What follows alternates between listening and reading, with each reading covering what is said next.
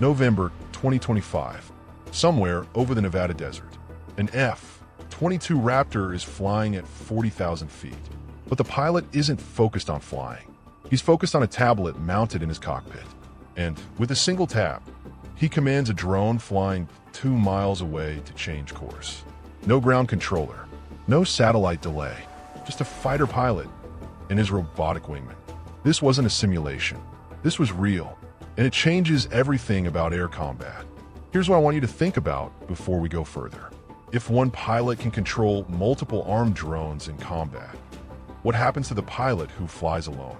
Tell me in the comments, because the answer is already reshaping how the Air Force fights. For 60 years, air combat has followed the same rule. One pilot, one aircraft, one set of eyes. The best pilots survive because they could outthink, outmaneuver, and outshoot their opponents. Skill decided everything. But that rule is about to break. The Air Force is building something called collaborative combat aircraft. CCAs, drone wingmen that fly alongside human pilots and fight with them. Not replacements, partners. And once you understand what they can do, you'll see why the era of the solo fighter pilot is over. But here's what makes this different from every drone program before. These aren't predators.